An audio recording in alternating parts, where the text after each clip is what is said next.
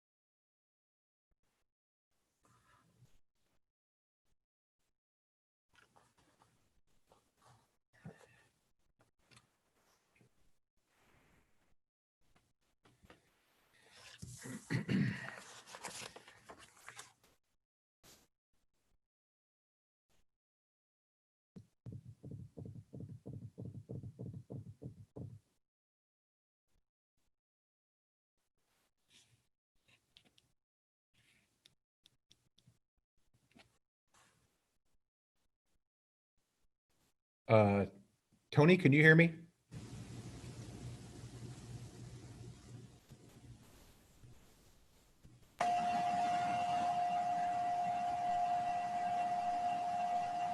Boy, there's a high feedback here somewhere.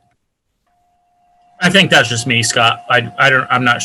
I was just going to turn on my mic to say I can hear you. I'm not sure if Tony can hear us or not. It looks like he's not reacting to us. That's just all the noise you're hearing is just what I hear every day. That's all the broadcast servers that are around me. All right. Well, I think I'll just keep on talking to you for a while then, hoping that Tony turns his ears on and we can talk real, quickly. As you know, this is an unfortunate time to start late. And Carol, are you there? Yes, just a second. Okay.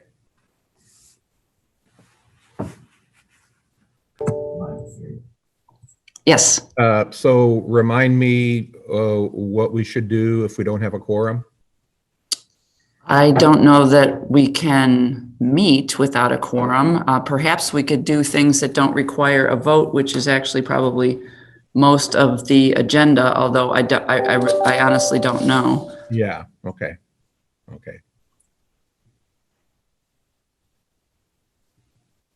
Yeah, I was hoping a little dialogue may stimulate Tony to turn on his ears and Sorry, I'm here.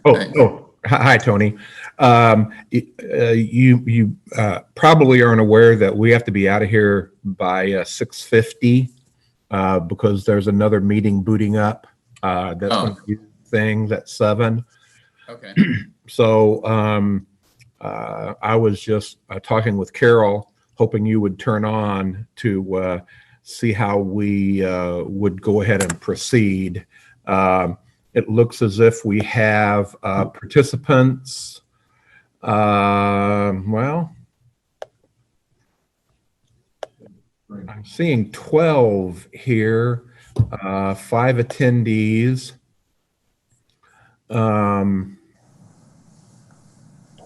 So let's give people just a couple of more minutes to kind of show here, and then we'll take it forward.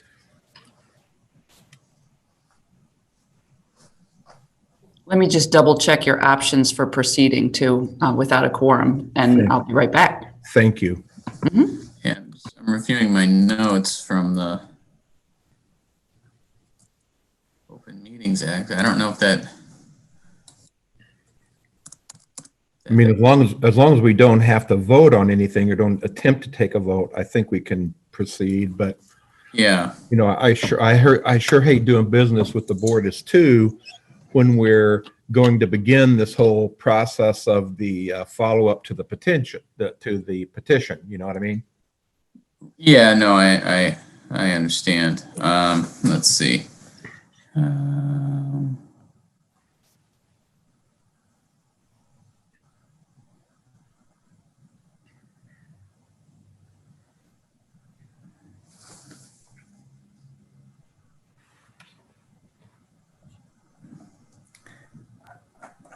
So you can have the meeting, but you just can't take any action. Right. Okay. Does that mean we can't read? I mean, we can't even read the statement in, or I think that can be received. No, you can do that. You just Yeah. can't, you couldn't, for instance, vote on the minutes. Right. Right.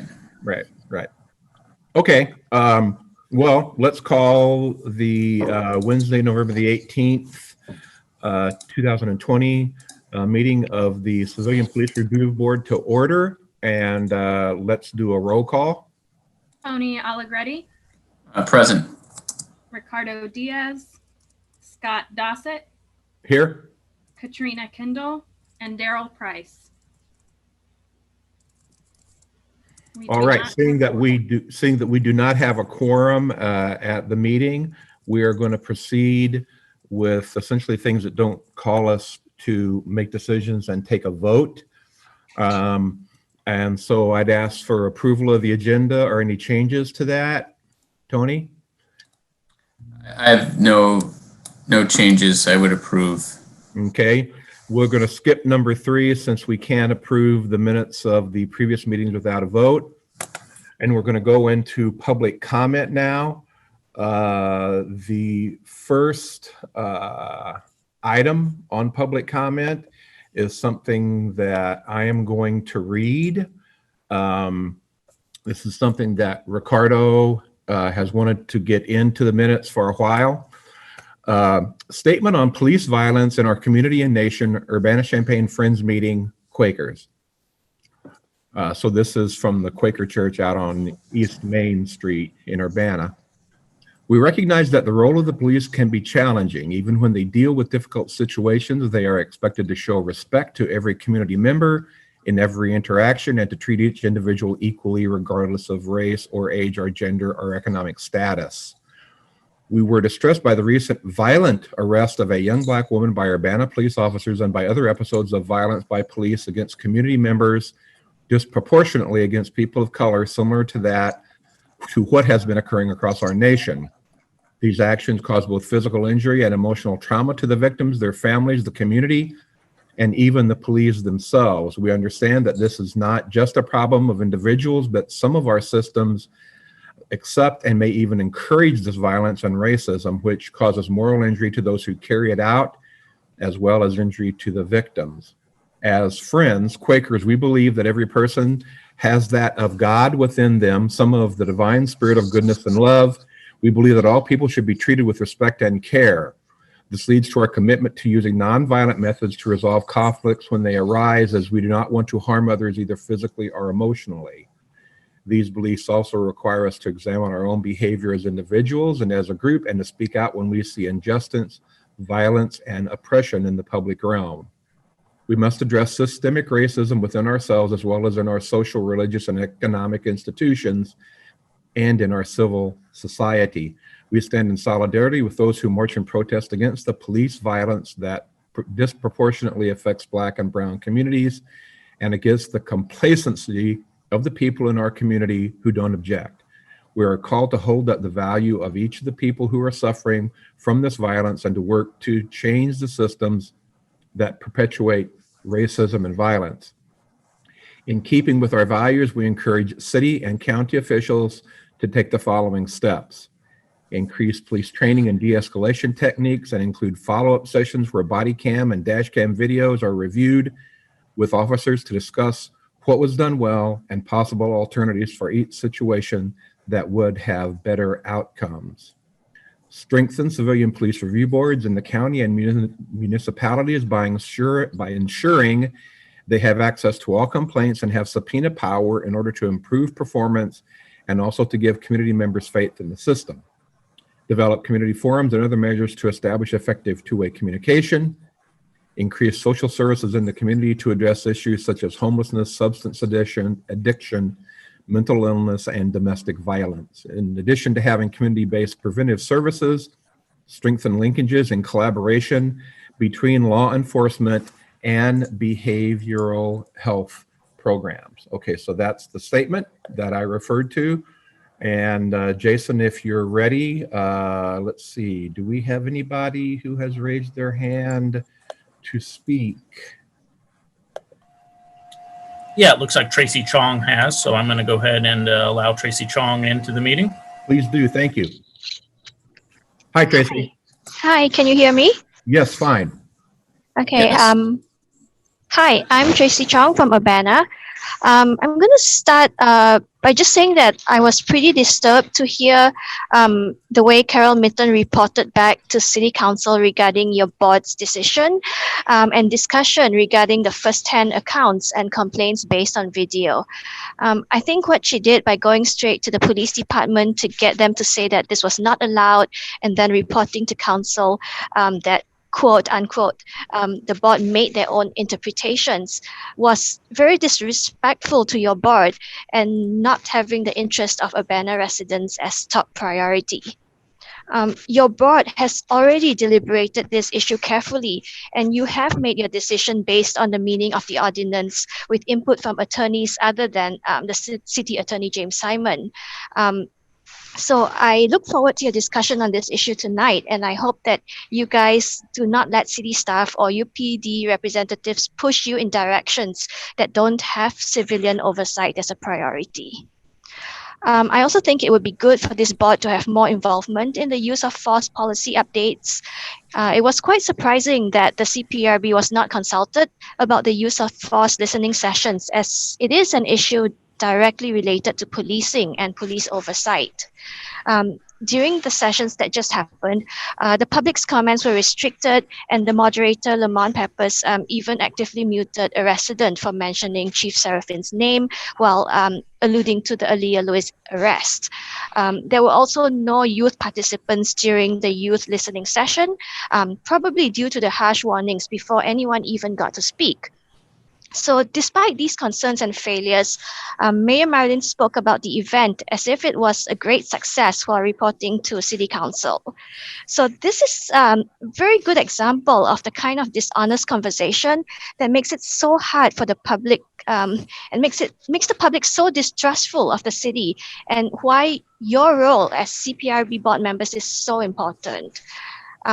I would suggest that you guys review these listening sessions if you were not in attendance, and in the future, ask city staff or ask why your board is not included for such issues and events.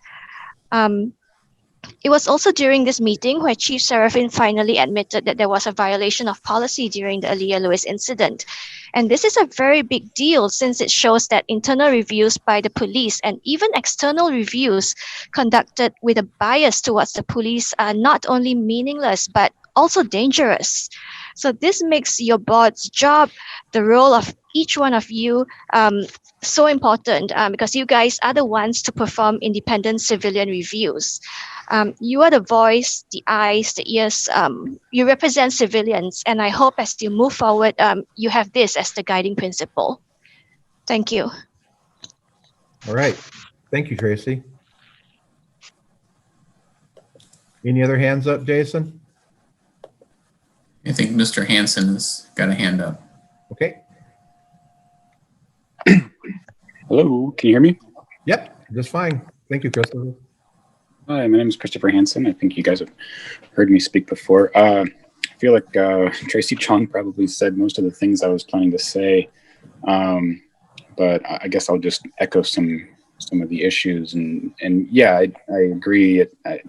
Harold Mitten seemed to be kind of tattletaling on you guys for coming up with your own twisted interpretation of the ordinance on firsthand accounts, and that's not what happened. You guys, see the ordinance as it's written, and you made a determination that this is what it allows for it. I don't really see the problem there. And I think I should point out, I don't know if you guys watch other city council or other city meetings, but there was a Human Relations Commission hearing this last week, and the issue was that the city attorney, James Simon, had denied a particular complaint. He said there was no jurisdiction, there was no probable cause. And he was just wrong. That hearing was a travesty. And we kind of saw, in regards to the way the city was handling Freedom of Information Act requests, we saw, Assistant City Attorney Kurt Borman and City Attorney James Simon say, this is what we're doing, this is right, this is illegal, we're all doing it right. And then we saw letter after letter after letter after letter from the Illinois Attorney General saying that what the city was doing was illegal. They were improperly denying requests. They were charging illegal fees on public records requests. And so the reason I'm telling you this is that you have, as a board, very, very good cause to seriously question anything that the city legal department, tries to convince you of. And I encourage you to keep an extremely skeptical attitude towards these city staff members who appear to be trying to do everything they possibly can to obstruct any process that would allow for accountability. It's just really, really kind of disgusting and sad that this is their posture. I don't know if I can't remember if I contacted the CPRB directly, but about this issue, but I'm sure you all know about the Alea Lewis incident because it's pretty widely known at this point. I wrote an article about that particular arrest and posted it, and I sent it to the city council, and I pointed out some issues with what I saw as obvious misconduct. And I did this, just the day of the Hillard Heinz review presentation. And as you might recall, the Urbana police issued press releases, the mayor made statements, Seraphin made statements. They gave 3 different presentations at city council meetings, did their own internal use of force review. Seraphin double checked all this work, and then they hired Hillard Heinz to do their own review. Everyone said that everything the police had done was done just right. It took me about 5 minutes to find an issue of obvious misconduct where the city chief Seraphin has now had to essentially backtrack and admit that there was misconduct in that arrest. And the particular issue I pointed out is that Officer Eric Ruff had the safety selector switch on his rifle in the fire position the entire time he was wrestling with Alea Lewis and pointing it at her, the other officers, and himself. A ridiculously, absurdly negligent move by this police officer. And the question is, how is it that Chief Seraphin, Deputy Chief, his top lieutenants didn't catch this? And I think the answer is they didn't want to. Or they thought they could just sneak it by us. And then the question is, how did Hillard Heinz, our $20,000 review, not catch this? And the answer is they didn't want to. They wanted to sneak it by you. And this just proves how terrible the police are at reviewing themselves. And it doesn't just bring into question that particular review, it brings into question all of their use of force reviews and all of their misconduct reviews. And it just shows that they can't do it right, or that they probably can, but don't want to. So anyways, I'm just encouraging you as much as possible to keep a skeptical eye on everything you look at. Thanks. Right, great. Thank you, Christopher. Anyone else want to raise their hand before we continue on with the agenda? I'm looking at people who are in as attendees. All right, counting down 3, 2, 1. Let's go on to agenda number 5, unfinished business, and follow-up from the January request for TASER review. This is something that Rich Searles is going to take us through. A little bit of background. I don't know which month it was, but during a regular TASER discharge review session, we asked for a piece of video that it just took a little time for us to get. And I think most people on the board have had a chance now to view it. And Rich, you're going to kind of walk us through that, I suppose, right? Yeah, it seems most prudent to probably just go through and read what I read before in terms of setting up the video. So, Mr. Dossett, you're correct. This is a TASER discharge The video that was previously seen came from the taser camera, and I believe it was you, Mr. Dossett, that asked for the squad car camera. So some of the delay was my fault, some of the delay was COVID's fault, some of the delay was just scheduling. So I'm sorry it took so long, but we're here and I've got the squad car video. Mr. Liggett, could you go ahead and cue that video while I'm reading this? On February 6, 2019 at approximately 11:19 hours, 23:19 hours, which is 11:19 p.m. UPD officers were dispatched to a report of a physical domestic at a convenience store. Officers were provided with a specific description of the man and woman involved. The officers arrived and located both subjects nearby. Officers stopped. Jason, can you pause that just real quick? Thanks, I appreciate it. Let's see, where were we? The officers arrived and located the people involved nearby. Officers stopped the couple and began discussing the incident. Officers soon learned that the female was wanted on a warrant. The female was arrested. As the arrest was taking place, the male announced that if the female was going to jail, he was too. The male then shoved a police officer. Officers grappled with the male to effect an arrest. During the arrest, a taser officer discharged his taser against the male in his midsection, but due to a limited spread of the probes, no reaction was observed. The officers then completed a drive stun follow-up to enact neuromuscular incapacitation.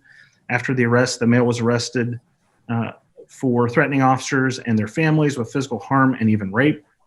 The male arrestee was taken to the county jail and charged with aggravated battery to a peace officer and intimidation. Okay, Jason, if you could go ahead and press play, I'd appreciate it. Baby, where you going? Yeah, I'm going. Come on. She ain't got no damn warrant. Come on. I'm going to jail too. Drive on, motherfucker. Taser. All right. Hey, man, I'm coming over there. Turn over there. Put your hands on your back. You guys got it? I'm so live. Damn, hey, you. Oh, that's my motherfucker. Watch your hand. She's going to jail. I'm going to jail. I just keep up. Better come with that damn taser. I just keep up.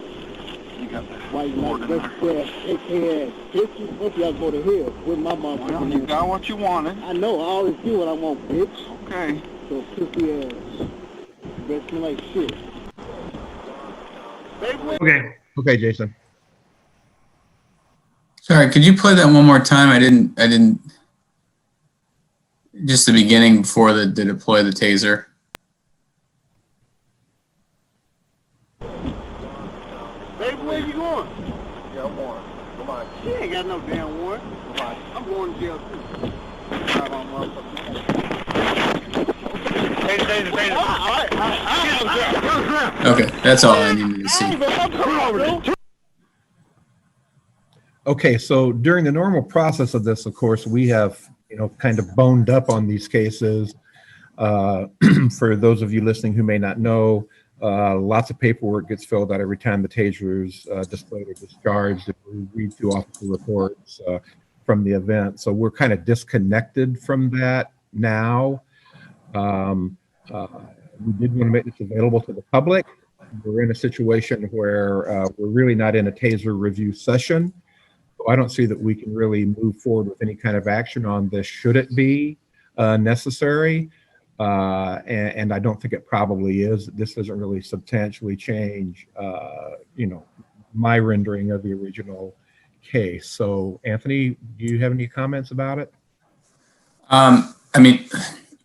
So I wasn't on the board in January when this was up for review. I'm not aware. So I'm assuming that no weapons were found on the individual. No, I don't believe so. Okay. And there were how many officers there? Offhand, I don't know. I mean, in the video, it looked like there were 4. Yeah, there were several. There's 3 or 4 at least. Okay. It didn't sound to me like there was any request for him to put his hands behind his back or stop or back away. Is that right? No, my understanding of the situation is he was sort of trying to walk through the officer to get to his girlfriend. Okay. I mean, it doesn't, I didn't hear anyone say stop or stay where you are or you're being detained. Was that the case?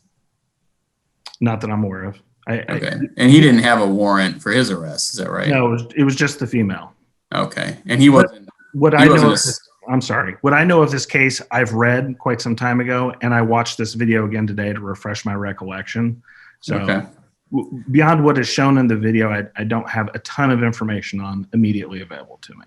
Okay. I mean, was he a suspect for? Was he being detained for any sort of criminal activity, or was just the stop was based on what?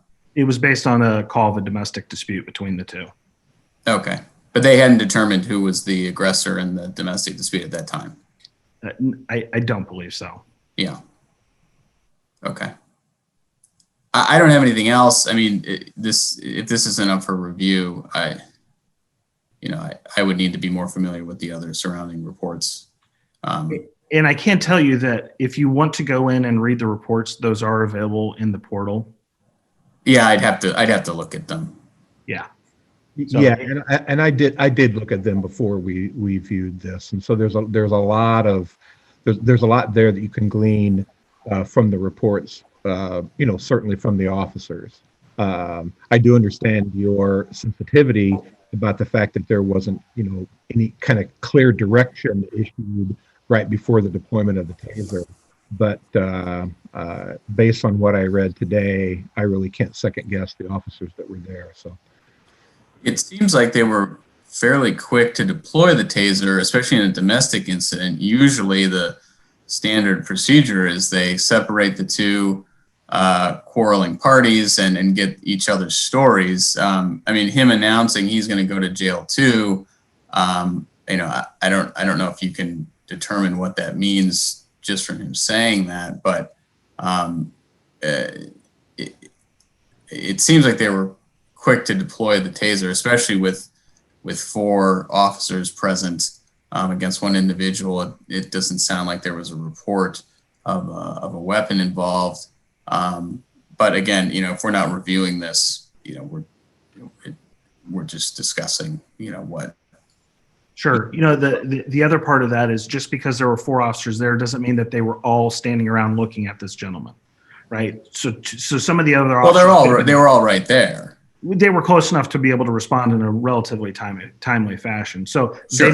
they might have left the female off to the side with one officer and then came over to help the 2 officers that were standing there. But yes, there were at least 3 or 4 people right there pretty close.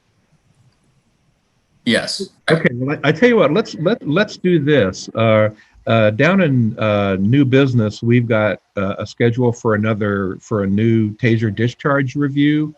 Are we sitting on any cases that we need to look at, Rich? And do you know how many?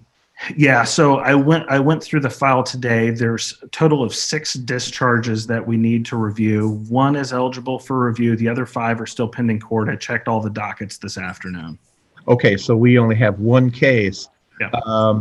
Would it be educational or wise, especially since we've got some new members of the board, and this would give us an opportunity to review another discharge, to look at this one again, or what do you think about that? Yeah, we can totally do that. If you want, I can go into the display file and we could go over a couple displays if you want to get some groundwork in there too. Okay. Well, I just think it's good to do reps, Sure. So Tony, does that put you a little bit more at ease about what you saw in this short presentation? If we go ahead and add that back in to the scheduled review of one other discharge that we have coming up? Sorry, you want to put I've just suggested to Rich that we put the 2-6 discharge that we just saw partial video of. Yeah. You had some concern about in with one other discharge case we have to still schedule, and we'll look at it again. Sure. Okay. Yeah. All righty. So let's move on then. Mr. Dossett, can I ask you a right. quick clarifying question? Do you just want do those two discharges, or did you want me to bring other things to the table? I think anything you've got that you want to talk about in terms of tasers, we should do all at the same time. Well, we've got some displays that, if you want, I can dig into the files and I can bring up some displays. I would need some time to do the redactions on the video because I don't automatically redact those now. Well, my understanding is that this board has elected not to review displays. That's correct. But Okay. But for purposes of, as you said, providing some instruction to new members, it might be, it's at least a thought to consider reviewing a couple displays Hey, just to give it flavor. yes, if you're willing to do the redactions, please. Yeah. Thank you. Yeah, Okay. I'll go through, and if you want, I can send you an email and you can take a look at some of the cases and we can collectively decide on a couple cases. I don't want someone to think that I'm cherry picking cases. Yeah, So, sure. No. That's a generous offer. Thank you, Rich. okay. Thank you, Mr. Dawson. All right.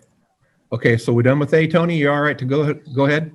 Yeah, I guess one request, the ones that are pending, do you know what case, the case files are? Are they all 2020 cases or are they previous? Some are 19, some are 20. I don't have the docket numbers with me. Do you know if they were misdemeanors or felonies? I think it was a blend. I know one is, I take that back. I believe two. The reason why I ask is because I don't think I have any conflicts, but they may be potential previous clients of mine. And I would like to know if they were before I tell you what, I will send you an email and that's fine. I can give you the docket numbers and you can take a look. I know that's all I need. There's a couple cases on there that are coming back for status hearings on mental health stuff. So if you could just send me the case numbers, I could look it up and that should jog my memory. Sure, absolutely. Okay, thank you. All right, so on to B. As many of you may recall, there was a lot of work done on a petition about reforming CPRB done by a group of 8 or 10 citizens. And we've been kind of kicking it around amongst ourselves in the board without actually very much progress in terms of exactly how to handle this. And we've got a decision to basically place these into several categories. And Carol Mitten, I think, is going to join us to talk a little bit about how the categories are formed. Carol, do you want to just start with this? Sure.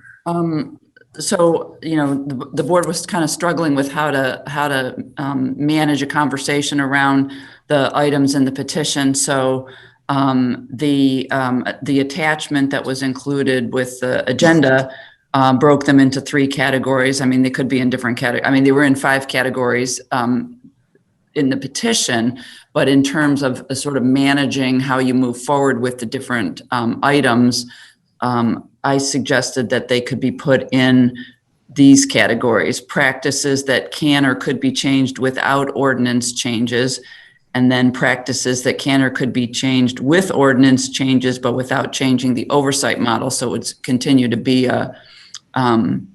an appeals review type model, and then practices that can or could be changed by changing the oversight model and or the collective bargaining agreement with the FOP.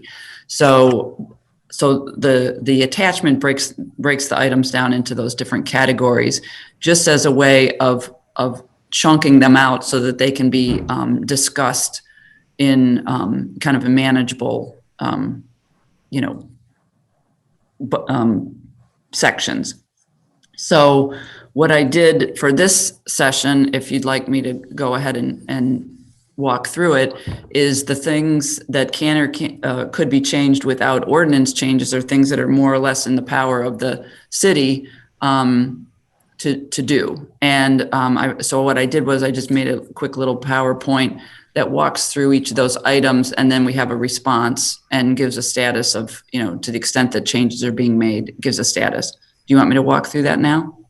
I have no objections. Tony, how about you? Sure, that's fine. Okay, so I'm sharing my screen here. So let me do slide. Okay, so the titles at the top are just the categories that were in the petition, and then each of the items I noted which number and letter it was. So if anybody wants to kind of crosswalk it, that's what this shows. So it's the first issue is All complaints filed should go directly to the CPRB. Gatekeeping by Urbana PD and city staff should be minimized. Complaints should only be able to be rejected by the CPRB itself, not staff, as this undercuts any semblance of independence. So, oops, no, that's not good. There we go. So all complaints right now are assigned a number and placed in the portal once they're received. If the complaints were delivered directly to CPRB members, then we wouldn't be able to protect the anonymity of the officers. So given that, city staff supports CPRB, city staff does have that level of involvement. What we decided, even though we haven't had any complaints that have come in since in this category, if there were any complaints that we thought were not qualified to be complaints, then we were going to bring those to the CPRB and let the CPRB decide up front before they were investigated. We haven't had any of those yet. So if there were any rejected complaints going forward, they would be rejected by the CPRB. Next issue is CPRB members must be trained and knowledgeable both in the scope of their own duties, and then it says the CPRB ordinance is less than 10 pages, and also Urbana PD policy. As in Champaign, CPRB members are responsible for understanding the full policies. Upon joining the board, Urbana PD staff should provide board members with an unredacted copy of all policy and training documents, which should also be available at CPRB meetings for reference and be given a detailed training seminar. So, as you know, we've had ongoing efforts to train CPRB members in the scope of their duties, and frankly, we're behind in getting through the full range of items that we had put forward to council, just because of time constraints and the time constraints both on staff and the CPRB. So we're going to continue to work on that. So we totally agree that CPRB members need to be trained. It takes time to do that. The redacted policies are made available to the public and are likewise available to the CPRB members. So we're not prepared to make fully unredacted policies available to CPRB members. For anybody that's been following along in that larger conversation about the redactions in our policies, I think there's been about there were something like 17 policies that included redactions, and 7 of those that included redactions have now been completely opened up. There are no redactions, and those have been updated on the website wherever the policies are. Then there's 10 policies that remain that have redactions in them. And I know that I think it was earlier this week that UPD staff and legal sat down to go through the last set of redactions to see how much more we could open up.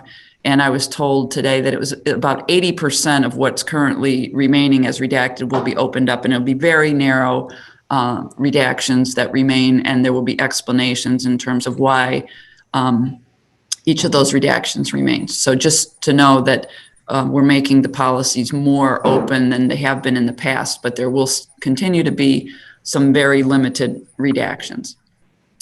So the grayed out part is actually in another category, but I'll just read it for completeness. The CPRB must be granted full access to Urbana Police Department records without anonymity for officers involved, and this will require renegotiating the collective bargaining agreement.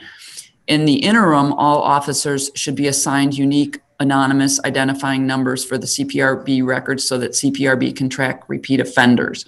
So that is something that we are actively doing. We haven't completed that yet, but that's absolutely our intent. All past complaints, since at least the establishment of the ordinance, should be entered into the CPRB database to track for patterns of complaints. These should include and track race/ethnicity, age, gender, and location of the person having the police interaction and the officers involved. So we have logs that go back to 2004, and the items that are tracked on those logs are enumerated here. So it's the date received, the name of the complainant, the officers who were involved, the date assigned, to whom the investigation was assigned, the due date for the investigation, the date the investigation was completed, the date given to the chief's due date, and then the final disposition, whatever that disposition was. So we no longer have the original complaint forms prior to 2012. However, the complaint forms prior to the current times only tracked age and the location of the interaction. And the new form includes more demographic information, but that section is optional now. So this is something that perhaps you want to talk about further. I don't know if you want me to pause now or go through everything first, but our ability to track all of this information has, first of all, we can't go all the way back. We can only go back to 2012. We don't have all the information even from 2012, and we will not have all the information going forward because people may opt not to share it with us. So if that's something— Carol, the original complaints you said are gone before 2012. Is there a copy or a digital copy? No, they've been disposed of according to records retention rules. Well, right, you don't have to keep them past 7 years, but it doesn't mean you have to destroy them. No, I understand, but they're gone. I've been informed. There was no scan made of them or anything of that nature. I was told that they've been disposed of, and when we get rid of paper records, we can also simultaneously get rid of the digital records as well. I don't think that there was any concern at the time that we were getting rid of something that we would need going forward. So I think in the future we might want to retain the records longer than we have in the past. Was that brought up to the CPRB at the time to destroy the records, or? I don't know. I haven't been involved. I haven't even been with the city all that time, so I don't know. Okay. And when was the new form instituted? Was that in 2020, we worked on the form. Oh, okay. You see in a few more slides that there were concerns about a few things on the form, and we worked with the CPRB members at the time to make it more plain language. I think it's at an 8th grade reading level now, and it's just easier to use. Gotcha. Okay. So we can talk about this further in the future if you want to change anything on the form in terms of things that are optional to track or not. And like I said, we could go back and we could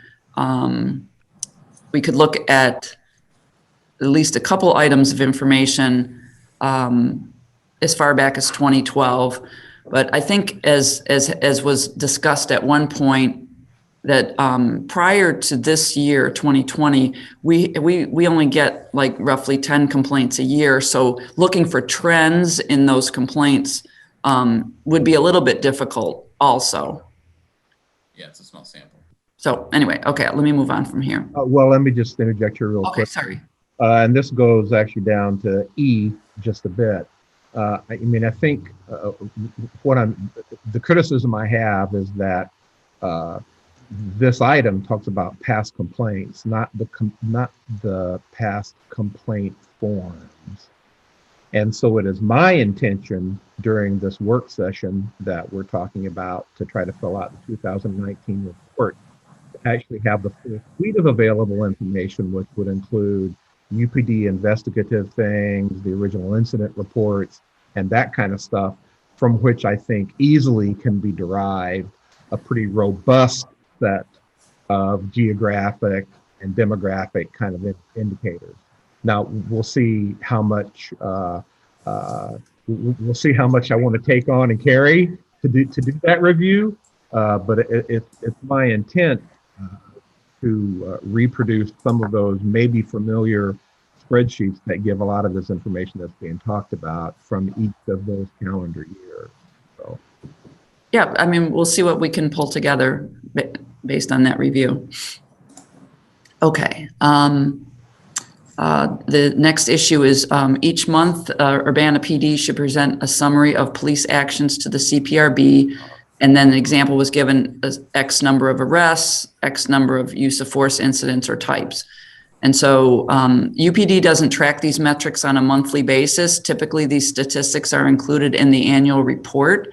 To track these figures on a more frequent basis would require staff time that is not currently available. So this is a bandwidth issue.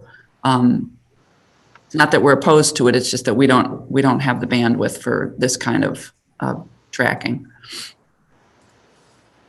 The notary requirement for submitting complaints must be eliminated, and then it goes on. And so I'll just skip to the end. That was one of the things we changed on the form, Tony. The notary requirement has been eliminated. The full Urbana PD policy.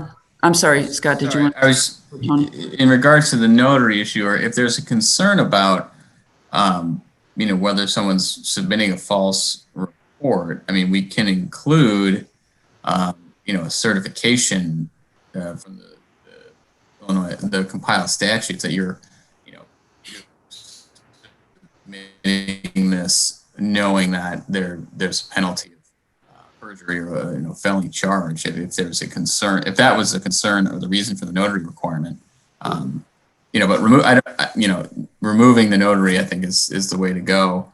But if there's some concern that people are submitting false complaints, which I haven't heard of that being the case, and I don't think there's any evidence of that from a prior case. That could always be something that would be included. Well, that's why the attestation section, I think, was added to the complaint form, Tony. We agreed that the notary represented a heavy burden, but under advice from people like you and perhaps City Legal, we added that attestation section, and so I think we're already doing that, aren't we? So there was a statement, but when we removed the notary requirement, we rewrote the attestation, so it has language of the type that you're referring to. Oh, okay. Then that's. I would encourage you just to take a look at that on the form, just so you know kind of how we balance that out. Right. Yeah, that makes sense. I mean, removing the notary also makes sense because then it's just not something that it's just an administrative hurdle that we can remove and still keep people from submitting false complaints, or at least having they'd be aware that there's a penalty for doing that. Right. The full Urbana PD policy should be publicly available, unredacted besides personal information, so that residents can understand their rights, what to expect when interacting with police, and can make informed complaints that allege specific actionable violations. So I spoke to this earlier.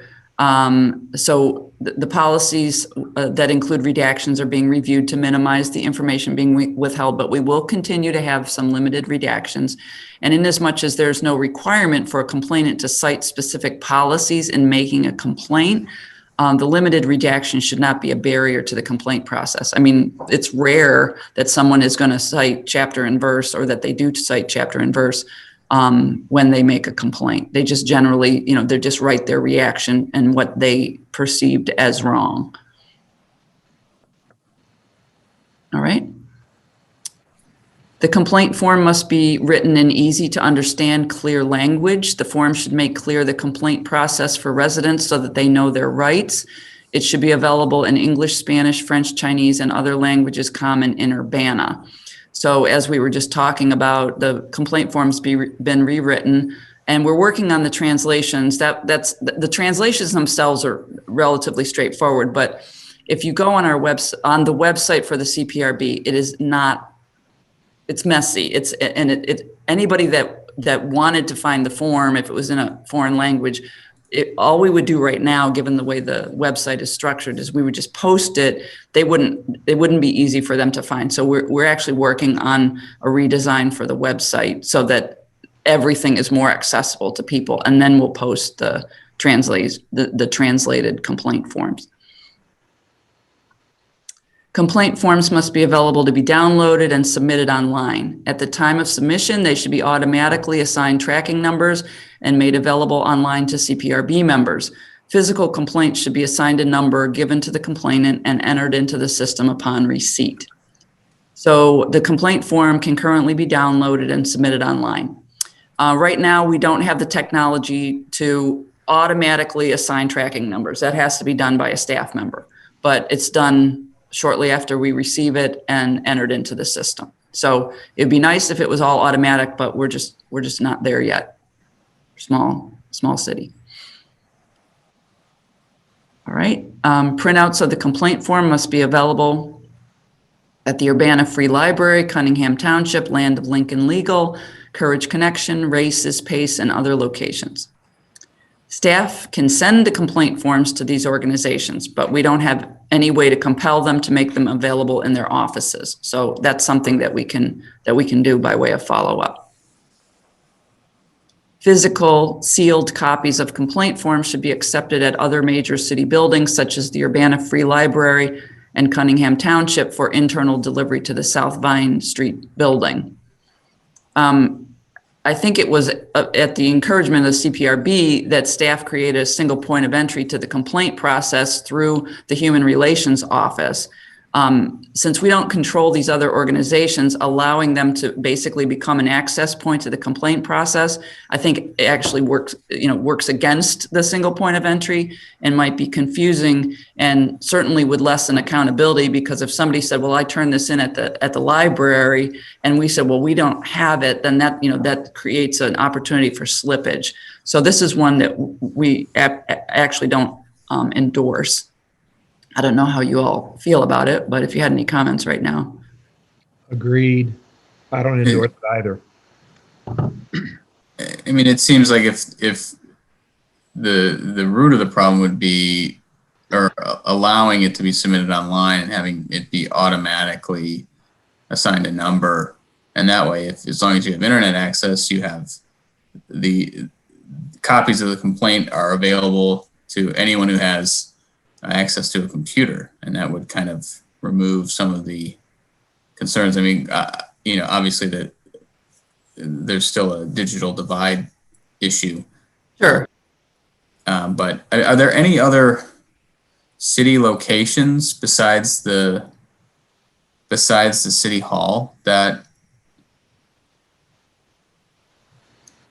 they could be made available at? Well, we have fire stations, we have public works, we have the LRC.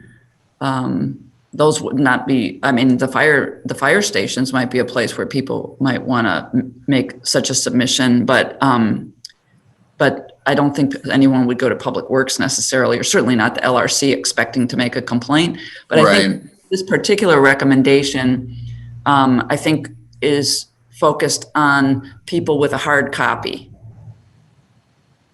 right? As opposed to a digital copy, that they want to take the hard copy and submit it through interoffice mail. If they did bring it to a city location, it could be addressed in interoffice mail to the HRO, but it's not quite the same as delivering it directly. But when you take that yet another step removed and you say, okay, we're going to ask the library to do that, which to my knowledge, we don't have interoffice mail with the library. And I didn't know that we had that with the township either. But it's one more step removed in an organization that we don't control as the city. So right, that's why I was asking about other city locations. I mean, the fire departments might be a spot where we would want to allow someone to submit one. To get sent to interoffice mail, and that way it's still within the city. Yeah, I think trying to get other entities that are not part of the city is going to be difficult to control that. But giving people more places to submit, especially if they're not comfortable submitting it at City Hall, to where the police station is located. I think that offering an alternative is a good idea. for those who you know, they're submitting a complaint that they believe they've been there's been misconduct by the police, and we're asking them to go to the police station or the city hall where the police station is located and submit a complaint. Some people may have a problem doing that. Mm-hmm. Yeah, the most natural place that I would like to see us direct people is to the city clerk's office. Partly because if you're physically carrying something in, I mean, you can't get into the second floor Right. without pressing the buzzer and being allowed to be in. And so, in addition, I think that people are used to kind of thinking of the city clerk as a little bit more of a neutral arbiter of things. And so that's my suggestion. Yeah, I think we probably want to think about how we want to write that on the form without making it too cluttered, you know, because one of the things that I learned, I wasn't the one who was writing the form to simplify it, but the more words you put on the form works against the comprehension level. So if we, you know, to try to explain all of this on the form might just, you know, be confusing. So we can take another look at that. But if somebody did walk it into the clerk's office, it would get submitted to the HRO. Yeah, I don't know if telling people that they can submit it at a different location is going to cause that much confusion. Well, if there are locations that are not, I mean, what we could say is any city building. Mm-hmm. We could say that without enumerating them. That might be an option. And then just make people at those buildings aware, if you receive one of these, you need to put it in interoffice mail. So I think I might have skipped something. Let me see. No, there we go. Okay. All complaints must be assigned tracking numbers on receipt and publicly recorded with limited identifying information such as date received and date considered by CPRB. Rejection of complaints for any reason must be listed on the public record. So this sounds like a real-time log that could be publicly available, and we're not opposed to this suggestion, but it's just more demands on staff time right now that we don't have available, but this is definitely something that we can work towards. We're not opposed to this. Okay, You're talking about like an IT, some sort of a computerized assignment. Yeah, I mean, to have we're you know, you just have to understand we're a small city with a modest budget. So ideally, you know, there would be the big log, right? And so we enter things in once, and then certain information is loaded in real time to a log that is available for the public to see. I don't know that we have that technological capacity right now. So it would be something that staff would have to enter information into the more complete log, and then remove certain information into this other log, and then periodically post that. I don't know that that could be done automatically. Mm-hmm. But so that, you know, it's additional staff time, and staff time is stretched right now. But it's a perfectly fine idea that we can get to, but it's going to be a little while before we can get to that. And it might be something that we can do monthly, perhaps, rather than having it be more real time. Okay. The CPRB or HRO must maintain an internal database that tracks all complaints, rejected or not, including data on, and then I'm not going to read all of this, but you can see the type of information that's being suggested that that's tracked. And so some of these items are going to create additional work for staff. Not a lot, but it's all takes time. So for instance, figuring out the ward rather than the address is additional work that I'm not sure if you were going to do a heat map. I don't know that you would do it by ward. You might just do it by address. So, you know, I think if we thought ahead to how we would want to use the information, we might decide that maybe we would want to tweak some of these. And then if you did do a heat map, you know, what would that show? It might make someone feel vulnerable if a heat map sort of targeted down to their house. I don't know. Maybe that's the reason for tracking the ward. And then there's disclosures that individuals may or may not be comfortable making about race or ethnicity, gender, and so forth. So we're open to talking to you more about the kinds of information you'd like us to track. As I said, we put some optional disclosures on the new form. There may be other things. So, this is something that we should probably have a separate conversation on at some point.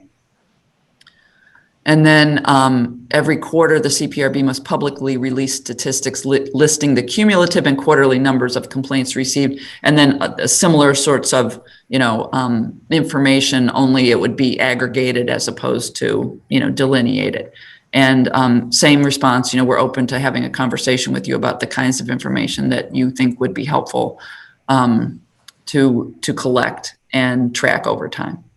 That's another reason, Carol, that I want to do this kind of working session on the 25th, because then we'll actually have our hands in the data, we'll be looking at it and seeing what can be gleaned out of there, keeping the anonymity of the people who filed the complaint in question to move forward with some of these summary type things.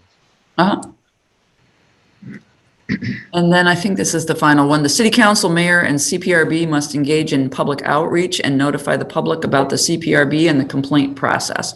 All CPRB policies, the rules of complaint hearings, should be publicly available and linked from the CPRB page on the website.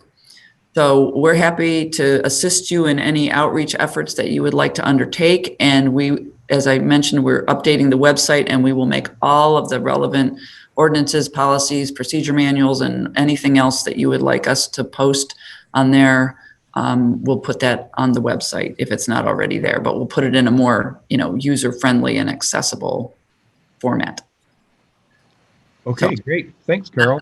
That constitutes the first category and the response from staff. Right, great.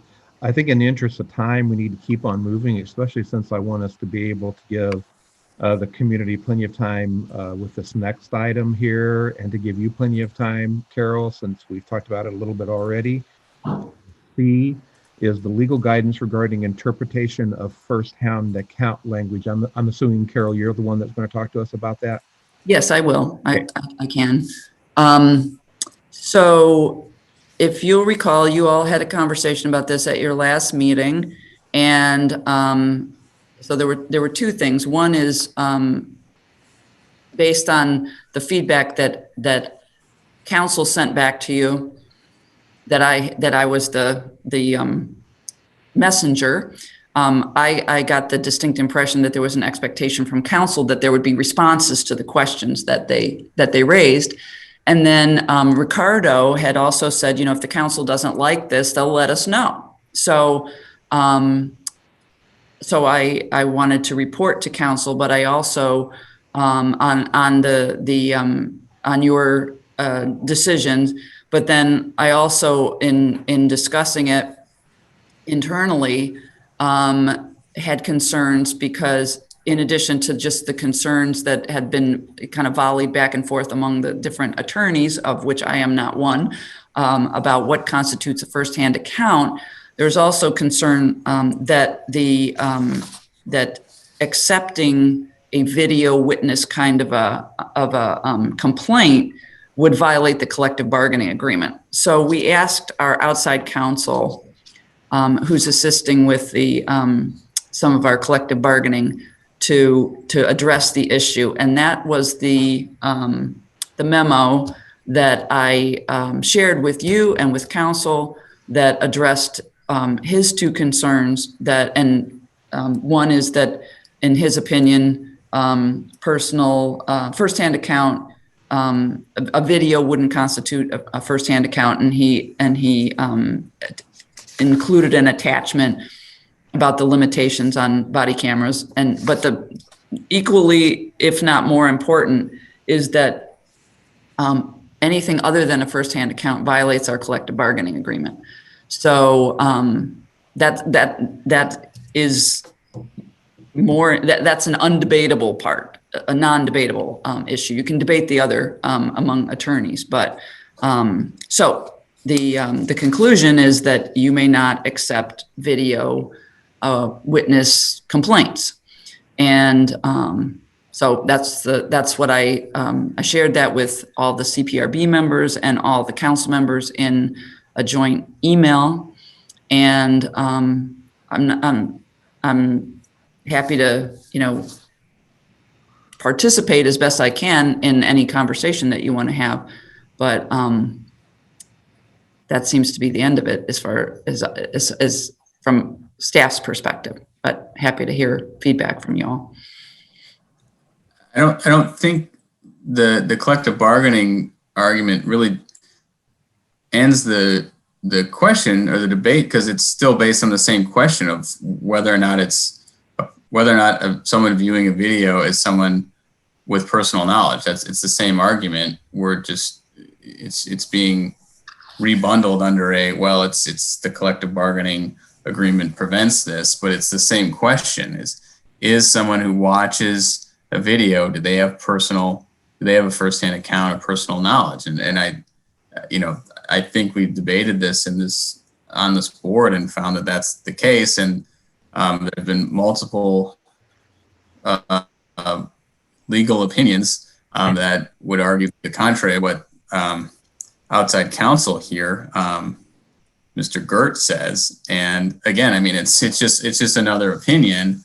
So I don't think the section 1 that he discusses in this case he cites, again, that's an evidentiary question about whether or not, and that was on someone narrating a security cam video. I don't think that gets to the nature of the question that we're asking about. And 2, the collective bargaining agreement that prevents a complaint by someone who doesn't have personal knowledge.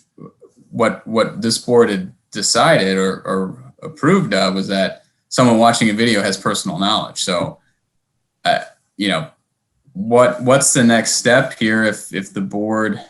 The board, I think, was of the opinion that watching a video would allow someone to have personal knowledge. Where if someone files a complaint based on the video, and the police refuse to investigate it, then where do we go from there? Well, and I think that's kind of where we are, which is that we have been advised by our legal counsel, internal, external, that for us to pursue investigating a complaint that is based on a video witness or this, however we want to characterize that, would violate the collective bargaining agreement, and we do not intend to violate the collective bargaining agreement. So I think some people would find this sort of the crossroads that they would like to rewrite the ordinance so that you would be able to say, well, that's fine, we'll investigate it on our own. But given the model we have, you don't have that authority. So I think that's the impasse that we're at with this particular topic. Yeah, the only thing I can add, I did a 4-hour NACO-sponsored seminar on accountability and transparency in law enforcement last week. And there was a little section about video forensic analysis that kind of got a little into the weeds in terms of technical stuff, frame rates on surveillance videos, frame rates on squad cars, and stuff like that. And the gentleman whose name I could find here, but I'm not gonna take time to look for it. Basically, his kind of closing statement was that everyone wants to say video speaks for itself, but it doesn't. So that was his quote. I know that doesn't do anything for our current situation. That appears to really be how the FOP agreement binds us to what I guess you might say is inactivity, but I'll just throw that out. So the one thing that I want to share, Tony, because I think I can appreciate where you're coming from. You're like, look, I don't want to put words in your mouth, but you don't have to, in your role, you are not a steward of the relationship with the FOP, writ large, right? We are. And so we have to concern ourselves with being respectful of a collective bargaining agreement that we entered into as the city. And that's a relationship that we are the stewards of. We have a relationship with the FOP, and we want that to be a positive relationship. So you might want to push that envelope. We don't want to. We want to respect it. But what I would say is that it is important, however, that the police have confidence in the CPRB as much as the public. It's supposed to be something that everybody believes is right. And I think again the issue is about getting the complaint in the door. If it doesn't turn out to be an issue, and I don't think anyone is saying the video is going to be the only evidence here, which is I think where you get, Scott, where you're getting at, talking about the different frame rates and attacking the credibility or what the video actually shows. But what we're talking about is the incident, how it was, if it was captured on video, were there other people around? What we want to hear from what the police had to say about how the incident was handled. It seems like, and I understand the city wants to have a working relationship with the FOP, but the city and the FOP are on opposing sides of that agreement. They're separate parties. They're not, they should work together. But if the complaint, if there's a disagreement about the interpretation of what that language means, is there an arbitrary, and I don't know if I'm outstepping where we're at here with the CPRB, but it seems like the city should be trying to enforce their ordinances just as strongly as they are supposed to be upholding their agreements under a collective bargaining agreement. And it sounds like there's a discrepancy as to what personal knowledge means. I think that's pretty clear, but it sounds like there needs to be some sort of resolution as to what this means. From what you're telling us, even if they passed an ordinance that allowed for video by or a viewing of the video would consist of personal knowledge, there would be a question of whether or not that fits within the collective bargaining agreement. So where do we go from there? So to that point, I think this is maybe where things went a little. And I'm just looking at the clock. Yes, yeah.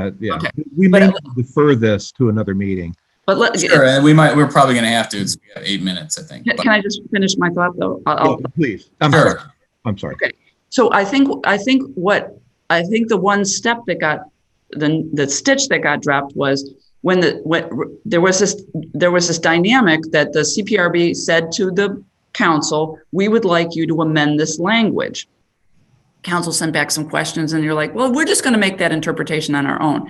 If the council had gone through the process of, noticing that we're considering making this language change, then the FOP could have said, we disagree. We think that's a violation. And we could have had that very specific conversation and then a decision could be made. Right. But that's not how it happened. And I think that the lack of that piece is problematic. So I'll just leave it there. Okay. And Tony, if it's all right with you, we need to do a couple of things. I understand. A little bit of a warning to people out there who may be ready to give public comment. That section may be canceled. We literally have another meeting in this building in this room that starts in 7 minutes. Status of complaints and appeals. I can, I guess, do a little bit of an update with that, very quickly. We have 64 total appeals for 2020 and 92 total complaints for 2020. We've been trying to schedule a hearing on a select group of those 64 appeals for a couple of months now, and we're still working on that. So any additional comment, Carol or Tony? No. Okay. E here, the status of the 2019 annual report. Give me just a minute here to say that I very much want to try to speak to the spirit of some of the recommendations that are listed in this batch that we're calling could be implemented without ordinance changes vis-a-vis the community petition, by doing some work with staff and I believe with a representative of the UPD to try to back out available information from 2012 through the present to augment the 2019 report that we have. Okay, under 6, new business, can we schedule a taser discharge review session, or is this something that we can do by email? We can do that by email. Okay, that's all right. We'll proceed with some announcements. Upcoming meetings, November the 30th, an appeals hearing, December the 3rd, the second Hopper potential ordinance changes arising from the petition. And then we have a regular meeting on December the 17th. Also an announcement, so we still have 2 vacancies for the CPRB.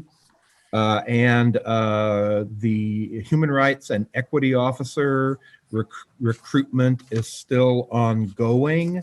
Do I hear anything else from Tony or Carol? Maybe we could sneak in a couple of people for public comment until we run out of time. Jason, are you there and ready? Jason? Yeah, yes, I'm ready, and we have Christopher Hansen has his hand raised. Okay, so can we go to 2 minutes? Sure, we can do that. All righty, thank you so much. Christopher, please begin. You hear me? Yeah, you're here. Yes. I'll speak as quickly as I can. You had mentioned that this board elected not to review taser displays. I find it curious that Carol Mitten didn't interject into that issue. You do not have the option to not review taser displays. It's written into your ordinance. You have to do it. If you want to change that, you're going to need to go to city council. I don't know why Mitten isn't giving you instructions on that issue, but she's being very obstructionist on other issues.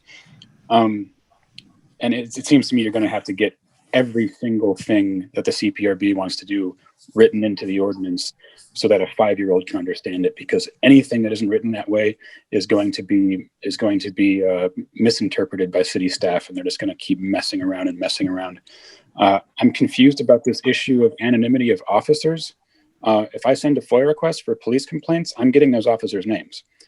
You can't withhold that. The city can't withhold that. So I'm confused why we're playing this silly game of not letting the CPRB members see the officers' names and complaints. It makes no sense. It's ridiculous.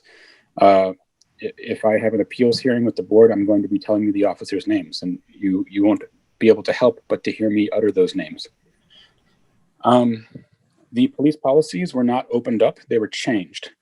So Mitten mentioned redactions being removed. In fact, it seems most of those policies are actually changed to new 2020 policies from Lexipol, the company that they buy policies from. So my question is, when you guys are reviewing police complaints from before October of this year, you can't use the new policies to weigh those complaints. You're going to have to use the old policies. So I'm still wondering why you still need access to those old policies and on redacted.